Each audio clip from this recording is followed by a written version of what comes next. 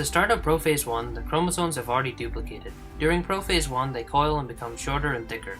The duplicated homologous chromosomal pairs could physically exchange genetic material or cross over. Crossing over is the process that can bring upon genetic diversity. The nucleolus disappears during prophase 1. At prophase 1, the spindle apparatus forms.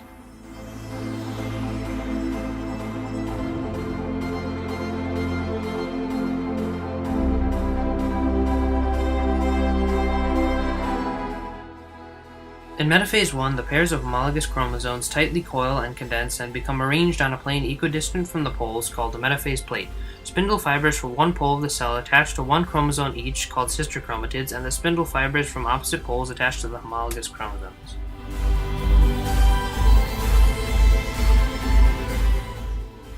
In anaphase 1, the new chromosomes move to the end of the poles of the cell. Anaphase 1 begins with the two chromosomes of each tetrad separating and start moving to opposite poles as a result of the spindle fibers pulling on the centromere. Unique to anaphase 1 and meiosis, the sister chromatids remain joined in metaphase, whereas in metaphase and mitosis, they separate.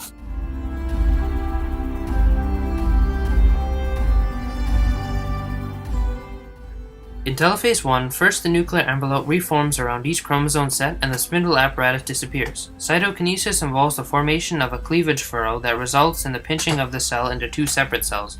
After cytokinesis, each of the two daughter cells have a nucleus with a haploid set of replicated chromosomes. Fun fact, many cells that undergo rapid meiosis do not decondense the chromosomes at the end of telophase 1.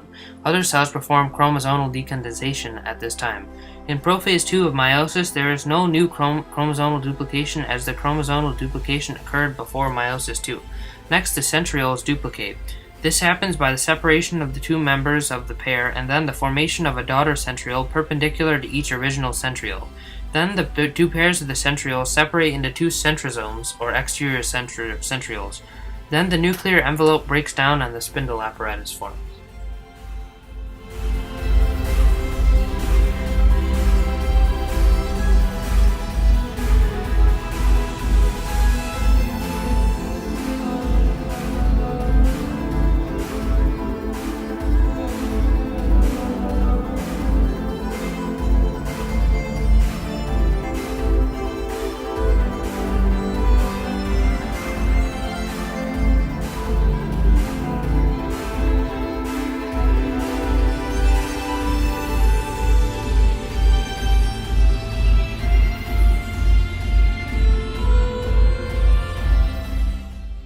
By the start of metaphase 2, each of the daughter cells has completed a reformation of a new spindle apparatus.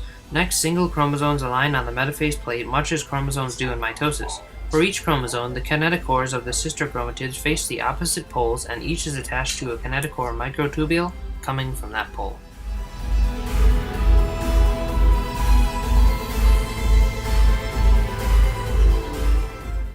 Anaphase 2 of meiosis is a very short phase. By now, all of the single-cell gametes have broken into four poles of the cell. The new centromeres and two chromatids of each chromosome move to opposite poles on the spindle. The separated chromatids are now called chromosomes in their own right.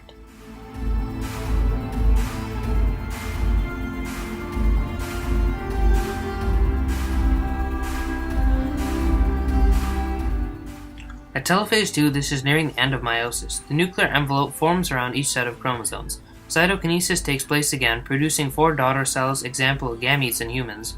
Also, in metaphase and telophase 1 and 2, crossing over can occur. Some chromosomes are seen to have recombined segments of the original parental chromosomes.